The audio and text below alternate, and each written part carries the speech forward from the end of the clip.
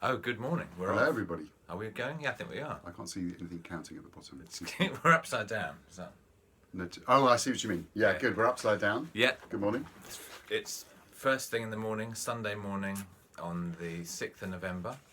Beautiful sun streaming through the window. Autumnal colours. Just saying how much we like autumn.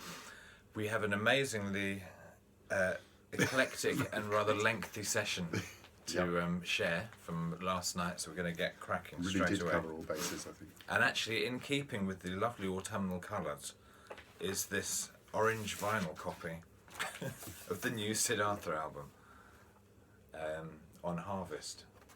Again, rather appropriate record label for the fall, as we don't call it here. So album number 3 from Sid Arthur came out last week, so still getting familiar with it. It's called Apricity.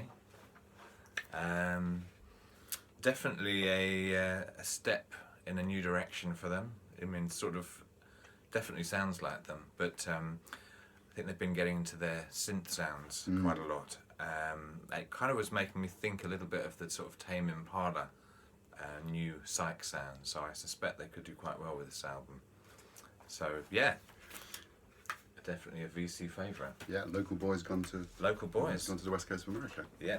Something about the synth sounds on Siddhartha made me think of Stereolab. And I went for Stereolab's album, track from Stereolab's album Mars Audiac Arrest. I've always been really fond of Stereolab, and I went for the track which I think is called Amorphous on there, which is kind of like vaguely got a little bit of a kind of motoric kind of Definitely. beat to it as well. Motoric Velvet Underground feel. Yeah, I find I just listen to Stereolab much more than I think I do. Actually, Right. Through their records. And another CD, and this is the Beta Band, the 3 EPs all on one CD, and it's Kevin I need to thank on the VC, who was very enthusiastic about these guys, and I must say, sonically they sounded absolutely incredible. We listened to the track off the Los Amigos del Beta Bandidos called Push It Out. It sounded really fantastic sonically. Yeah. So kind of interesting psychish influences, new psych over these last 3 tracks. Yeah, and there was something about the sound of the Beta Band which actually brought me to something that doesn't sound anywhere near related to it, which was Quincy Jones' soundtrack for The Dollars, which had Goldie Hawn and who were we talking about? Goldie Hawn and Warren Beatty. Warren Beatty in it, of course, that's right. Played the track called Candy off this. Amazing. This series, which is, I think, reprised it, of remastered and reissued soundtracks with lots of notes, are great, actually. And very moody track with Ray Brown on acoustic bass and various other people on that as well. I have to say there's a kind of vocal chorus sound which instantly made me think it was Quincy, even though I didn't know that that's track. right. Yeah. Well, talking of Quincy Jones made me think of Rod Temperton, who obviously was a lead writer for Michael Jackson on the Quincy Jones produced Off the Wall and Thriller albums, who sadly died a few weeks ago. And one of my favourite tunes, and actually it turned out both John and I independently had Facebooked this track as our RIP for... Within seconds. Within seconds, for Rod Temperton, was the track Star of the Story off his initial UK band called Heatwave. Who made about 6 or 7 records, all of which are really, really good. Yeah. Which is kind of, the quality of them is just consistently high. Yeah, and there is Rod. Kind of very, not the kind in the middle there on the top row. Yeah. Not kind of what you'd be expecting as lead songwriter for 2 of Michael Jackson's biggest ever albums, but very talented guy and always known sort of as the sort of invisible man, because no one ever really knew who he was or what he looked like. So And he just worked for loads of Quincy's bands. He did stuff with Rufus, I think, as well. He wrote yeah, stuff. and he did Stomp. Yeah. And he also did Give Me the Night for Benson. Yeah. Thinking of a certain kind of town, a certain kind of time, got Frankie Beverly and Maze out. Actually, this is one of those songs that just immediate. I mean, the Star of the Story always takes me back to a very particular kind of time, and this album, particularly May's album, at live in LA. Is it in LA? In New Orleans, sorry, as well, has the same effect on me as well. And played the track Before I Let Go on here, which has been described at different times as the African American national anthem, which I think is a great way of calling it, actually. Fantastic. So yeah, track. great track. Frankie Beverly, soulful singer, and almost like a Carl Marvin kind of. First time I've ever seen Maze on the VC. Yeah, it is. Yeah, actually, and they were fundamental to a whole kind of period of getting into soul and R&B and funk. I think, remember? Yeah. And that track, whenever it used to come on at kind of clubs, there'd just be sort of mass Yeah. kind of unison dancing. Yes, that's right. Actually. Right. So we came back bang up to date after that, and should I cover this? This is we've had this. We've both got this, but haven't shown it. It's Black Summer's Night. It's the new Maxwell album. He's not exactly prolific. He sort of puts an album 4 or out. 5 year gap, wasn't it? Yeah.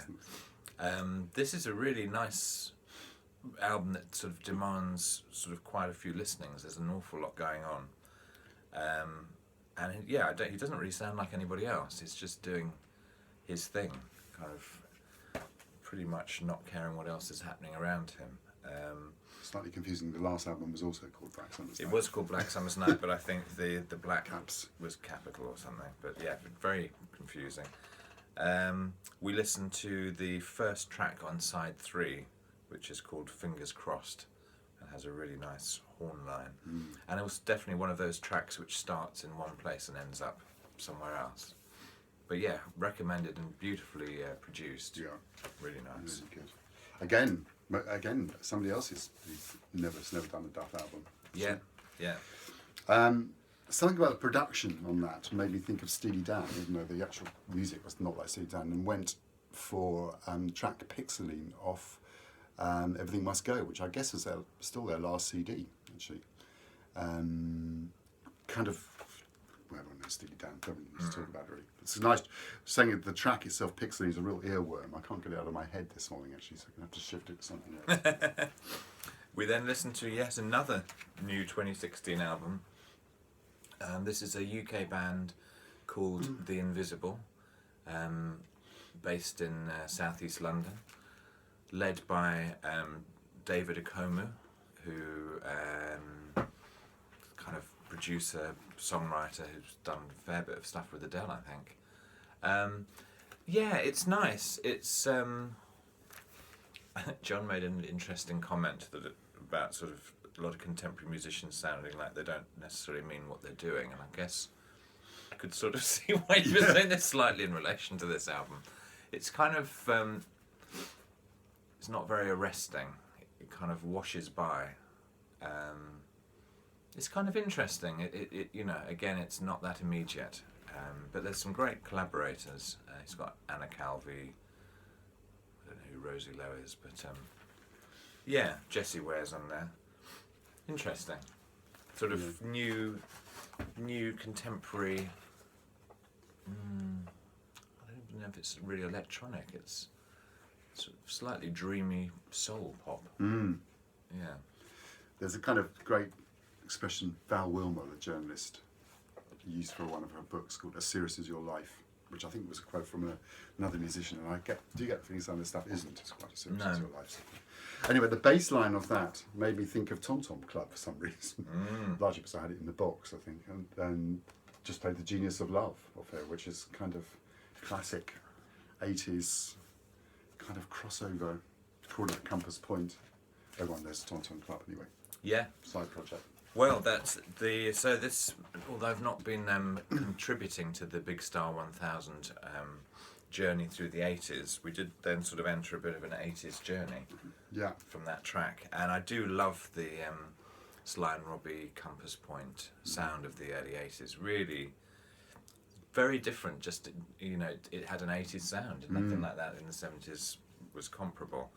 And we got into another 12-inch, which is on the same label, on Island, and it's basically a sort of it's called Bits and Pieces, but it's really Sly and Robbie, and it's a version of the Yarborough and People's track "Don't Stop the Music." Really fantastic tune. Yeah, very much remember this, and yeah, been DJing with this tune. It sounded great. Actually, both I have to say both these last two kind of knocked the stuff from The Invisible slightly out the park. They did, really, sonically. Yeah, they were very, very dense sounding. Yes, I think this is the weird thing about this kind of. Yeah, it's like the sound files that people are producing. It just blocks, and we're not hearing the kind of dynamics anymore. Yeah, I think that's. It maybe has something to do with Pro Tools. I don't know. Yeah. Or maybe just how people start constructing a track. Everyone's sort of trying to maximise sound, so Yeah. that everything is as loud as possible, and it just then sounds like a kind of Yeah. rather sort of uninteresting block of sound sometimes. Yeah. Anyway. Talking about everything sounding as loud as possible. Then when Yes. kind of hadn't visited Prince since the beginning of the year when we did the tribute thing. But this is from Ice Cream Castles. Played the track called The Bird, which is such a weird track actually. It's got a huge kind of synth sound on it, and then you suddenly realise there's all this live stuff going on underneath it, which doesn't kind of.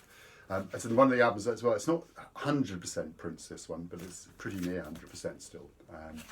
So at the time, Yeah. Ice Cream Castles. A classic Prince style jam. Yeah. Well, then again, staying with 1980, which I don't know where we were in, but we are still in the 80s. 84 Of course. that was, yeah. Talking Heads, Remain in Light, absolutely groundbreaking album. Big sort of Eno presence on this. We listened to Born Under Punches, The Heat Goes On.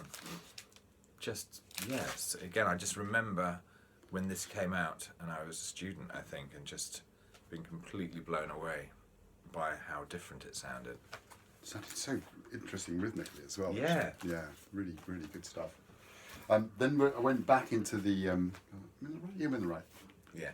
order, back into the 70s for an album where I couldn't get the price sticker off the front, which is The Temptations from Song for You, which was the first, I think, after their Norman Whitfield period, and played the track Shaky Ground off it, which is the track with a whole load of people from Funkadelic on there, Eddie Hazel, Billy Bass and various other people as well.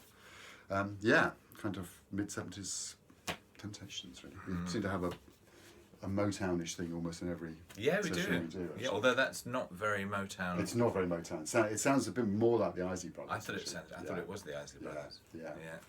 Well, then I think we definitely must have taken a break. Yeah. For some of our regular Portuguese sheep's cheese, Yeah. and came back fully loaded with that, and launched into a completely different section of the session. Probably more of a sort of rock session, really. Yeah. And played a track from this double EP, which is a rather lovely thing, actually. Here it is. It's called Christmas at the Patty, and it's basically a live recording of Man's Christmas Party from Wales in 1972, that features a band called Help Yourself, Plum Crazy, Flying Aces, Ducks Deluxe, Dave Edmunds. Actually very nicely recorded, and we listened to a track that featured Deke Leonard, who was very kind of key, one of the main twin guitarists in Man, playing with Help Yourself on a whole side of a track called Eddie Waring. So Eddie Waring was a nobody who's not a Brit can even have a face. Brit, and even you need to be of a certain I know, age that's right. of the Brits to sort of know that Eddie Waring was a very Rugby league commentator. rugby league commentator. Unfortunately, in a double act with Stuart Hall, That's who's right. now rather in disgrace. Yeah. Anyway, that's a bit of a sideline. I don't think any people aren't making tracks called Stuart Hall at these No, I days. don't think that. Well, not that Stuart Hall anyway. But that's true. But yes, I guess I sort of forgot. But both John and I used to see Man a lot in the 70s, and although they kind of have this sort of space rock label, they also had a tremendous energy, and they're kind of real. They certainly play like they mean it, and there's some sort of fierce kind of wad guitar solos, and actually some beautiful pedal steel from BJ Cole on here as well. Very nice. Very good. I think, but Ben Costello, I think you'd like this. Christmas at the Patty. Yeah. I can vaguely remember that record. It had some kind of weird, triggered some strange, deep memory in me, that one. Did it? Don't think I had it, but I remember it being around. Them just went for Led Zeppelin. Of course. For When the Levee Breaks. Nothing to say about it, really. Just as Led Zeppelin. Just one of the biggest drum sounds ever. A huge drum sound, yeah. Yeah, and also maybe you should talk about Sainsbury's, John. Oh yes, it's very weird. We've got this very odd phenomenon in the UK now. Is that as well as getting vinyl from from thrift shops, and vinyl's reappeared in our supermarkets as well. And I bought this, and actually something else I'm going to play later on in late night shopping in supermarket shopping for food, actually for $12.99, and it's the 180 gram vinyl remastered edition of this. I think I'd have to. So it's very weird. You buy your vegetables and you go and buy it, which is how it used to be, of course. Yeah. Well, the very obvious connection here was with the next artist, Terry Reid. Had I don't know if he auditioned, but had been suggested as the original vocalist for Led Zeppelin and turned it down, alongside Deep Purple. The CD, and apparently it has come out on vinyl, which is rather annoying as I've now bought the CD, is called The Other Side of the River, and basically features outtakes and different versions from his 1972 River album, which he part recorded in the UK and then went over and worked with, was it with Tom Dowd? I think it was. Yes, I think it was. In the States, and with the Ikettes and Alan White, who then went on to play with Yes. But anyway, he's just got such a fantastic voice, and it's kind of really interesting album. It's very raw, and you can sort of hear people kind of chatting between takes and things, but there's actually a lot of great music, and he does have this incredible ability to be really sort of powerful and then also incredibly sensitive with his vocaling. I just think he's that sort of early 70s period, he's kind of peerless really as a vocalist. Yeah, really, I recommend this, The Other Side of the River. Definitely. Now something, I don't know what was actually reminded me of this track, but this is the opposite of buying a record from Sainsbury's, this one. I bought this in a junk shop in Johannesburg in South Africa, when I lived in South Africa. And it comes from a radio station, WAMC in America, which I think is in Arizona, I think. Anyway, that's a real. This is Shuggy Otis's second record, I think it was. I played the track "Sweet Thing" off that, which has got Ainsley Dunbar, a lot of British drummers. George Duke, Joe Sample, and various other people on. Very nice track, great production. Very good. And very nice album. It's got a very long track on here called "Freedom Flight," which has that long, extended, kind of dreamy kind of jam on here as well. But yeah. Shuggy Otis.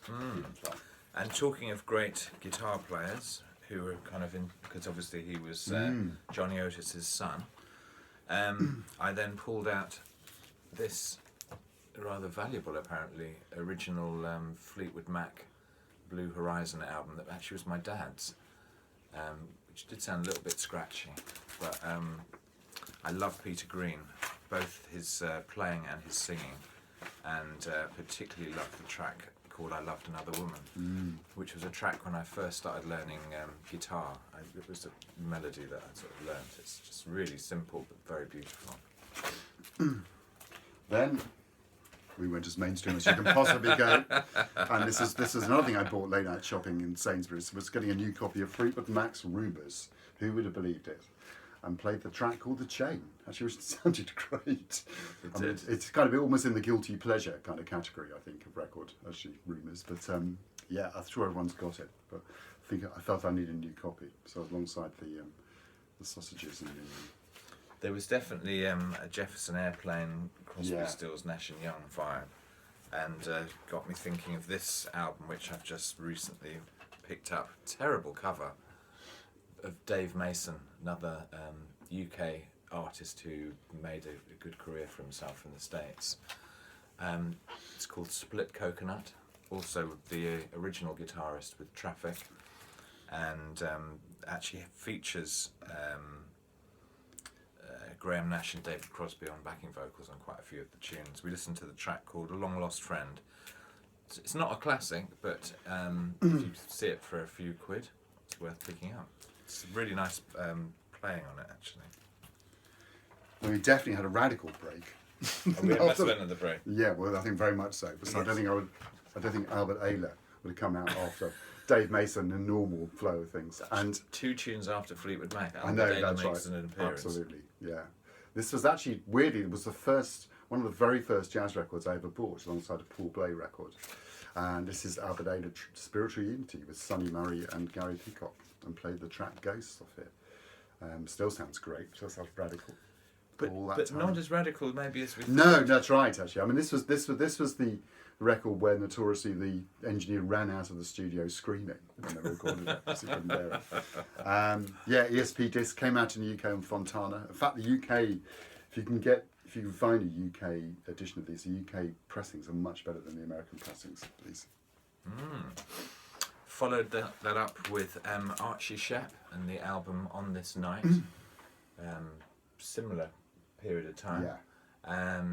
And again, an appearance from a session regular for the last 2 to 3 months, which is Bobby Hutcherson on Vibes, alongside Joe Chambers on drums and Henry Grimes on bass. And a really beautiful rendering of Duke Ellington's In a Sentimental Mood. Which I think we've had before at a session quite recently. Have we? Yeah.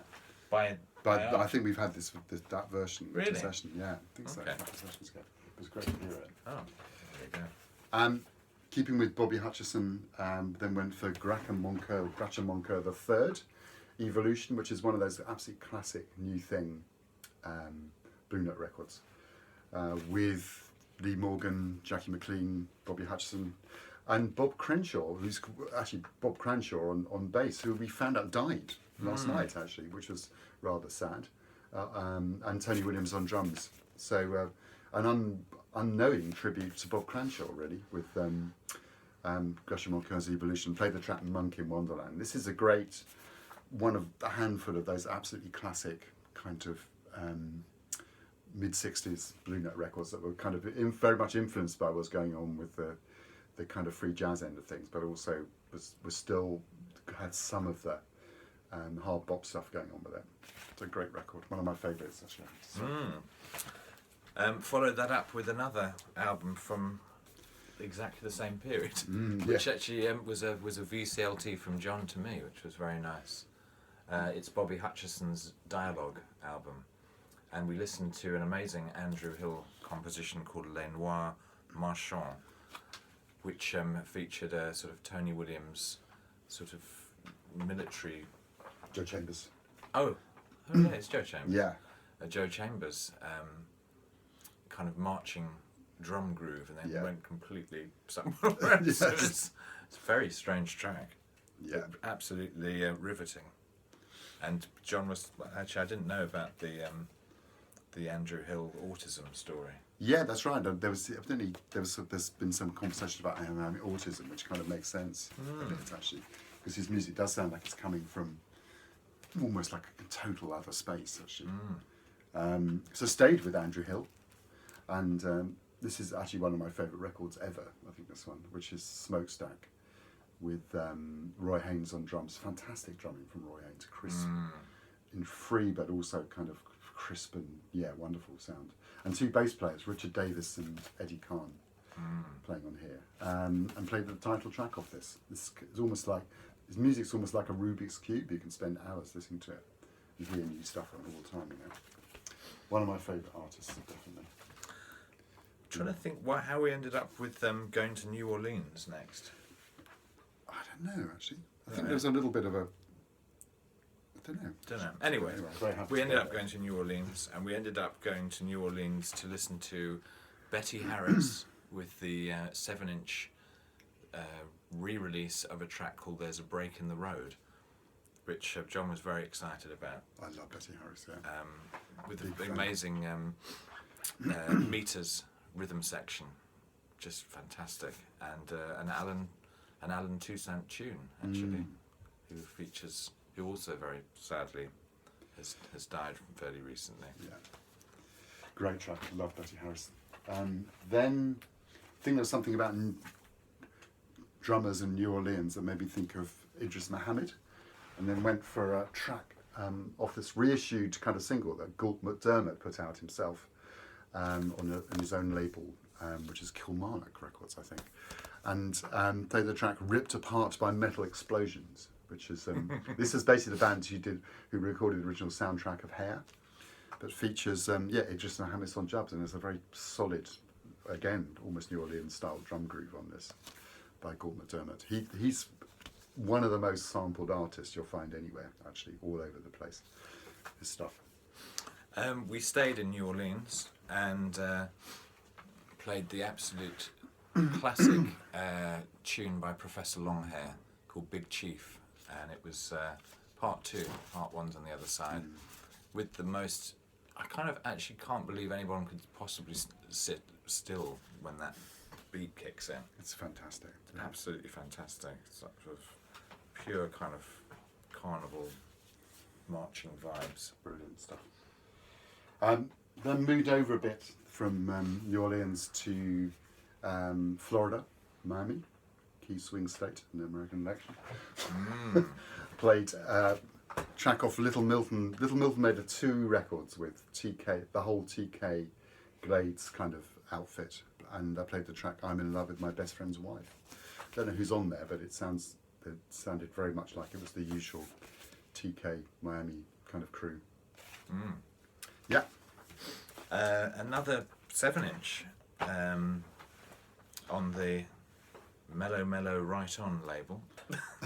This is a great kind of double A side, really. On one side there's Creative Source's version of You Can't Hide Love, which I actually have on a couple of other albums and singles, but actually what I bought it for was this track by a band called New Holidays, called Maybe So, Maybe No.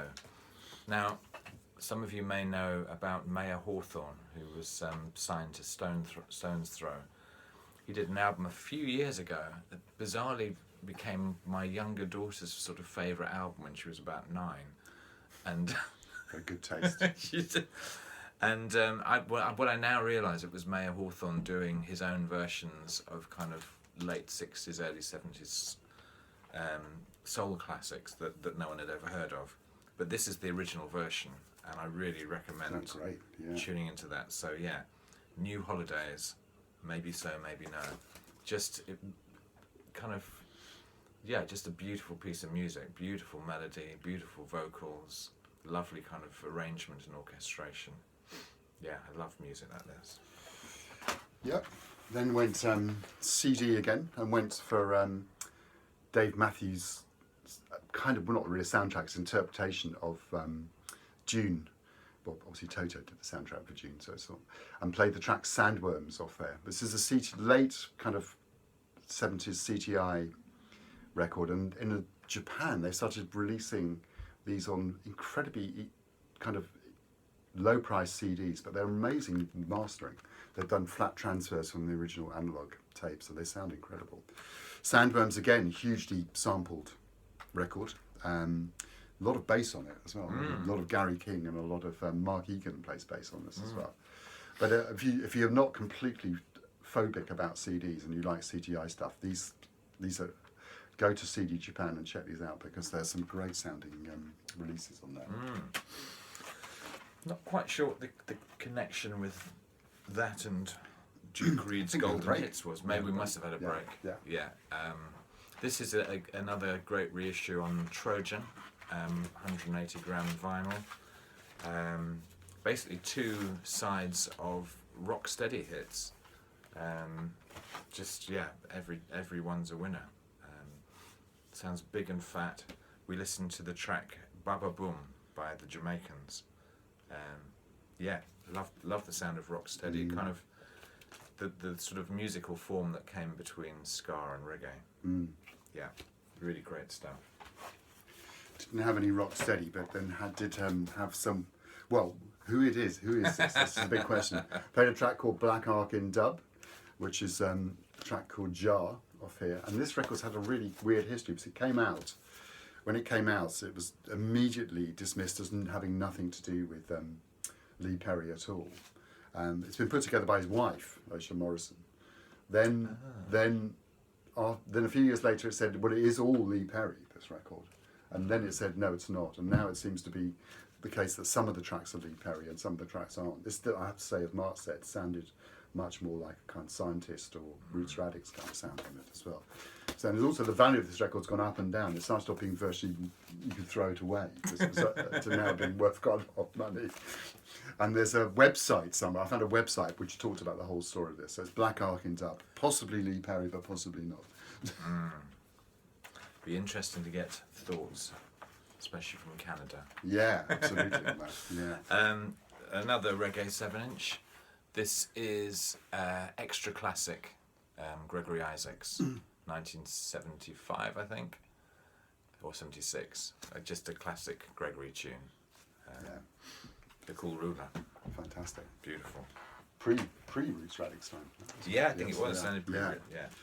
Then stayed with the Roots Reggae and went for the track Buznar off Wailing Souls, Firehouse Rock. They were around for quite a long time, the Wailing Souls, because they were right back in Studio One days, weren't they? Up into I think they might even still be around now, actually. And we're almost like looking like they might take the Bob Marley crown briefly. Yeah, I guess he died. alongside Baybite and Mighty Diamonds and all this kind of blood culture. So kind of late 70s, I guess, early 80s, Roots Reggae, just before it kind of Roots Reggae finished and started turning into Digidub and before the Slang Tang came and Slang Tang and Slackness and stuff. Yeah, nice track. Right, we then had another left turn. This is when we definitely had a break, because we went into what's normally the kind of more kind of thoughtful section of the night, where the volume has to be turned down a little bit. It's normally about midnight by now. And this is a lovely album, again, just come out last week. This is a singer called Leonie Evans. She's definitely part of the sort of Siddhartha Canterbury scene. She was in a band called Ray, R-A-E, who had 2 albums, both of which I really love. And this is an album of her collaborating. Every track is collaborations with different people. And we listened to a track called Miles Away that has an appearance by another vocalist from this scene called Brooke Sharkey. But yeah, she's very much doing her own thing. She plays guitar, but again in a very distinctive style and has a very distinctive voice and doesn't sound like anybody else. I was thinking afterwards, actually, a little bit of a Ricky Lee Jones thing, phrasing. Maybe. I mean, she's got almost that kind of slightly childlike kind of sound to her voice and so forth. Got absolutely no idea what the connection between that and this one was. Then played a track of Chris Christopherson's Closer to the Bone, who's definitely not like got a childlike female voice at all. No. And played a track Love Don't Live Here Anymore off it. This great label, it's on New West Records in the States, and they carried on putting vinyl out even when it was very unfashioned to put vinyl out. So this kind of this produced by Don Was, who of course is now Supremo at Blue Note, and is doing has just done the new Rolling Stones record, which is going back to classic blues stuff. Yeah, definitely first with Chris. Yeah. So we'd mentioned this man earlier on in connection with the Betty Harris. This is Alan Toussaint, who sadly died this year. This has just come out. This is a beautiful, really good double album. The crack of the crack's gone now. Anyway, produced by Joe Henry. Mainly just Alan Toussaint and his piano, kind of playing versions of quite a lot of tunes from the past, as well as some covers, but also with a very kind of empathetic backing band at times, including Bill Frisell. And we listened to just a solo piano version of Southern Nights, which I have to say is probably, it's the tune that sort of I was humming this morning. Yeah, that's the tune of the night, definitely. Yeah, really lovely, beautiful, really lovely recording. Joe Henry's great, very talented guy. Is this right? have Pat Metheny after this? I can't remember. We don't know. Well, Anyway, keep going. And then the irony was that Mark had this in his pile to play as well. Actually, I had to put it up, pulled my copy out just before. Kind of, I think this was the first Pat Metheny album. Yeah. Actually, on ECM with Jaco Pastorius and Bob Moses, and played where they do two Ornette Coleman compositions back to back, Round Trip and Broadway Blues on here. Great band. Fantastic. There's some fantastic bootleg material that was around a few years ago. This band as well. Really, really dynamic stuff. Actually, yeah. Nothing much you can say about it. I noticed we've now broken the threshold of the longest session video Yeah, ever. no, we haven't finished yet. We haven't finished. So if you're still with us, yeah, thank you. thank you very much.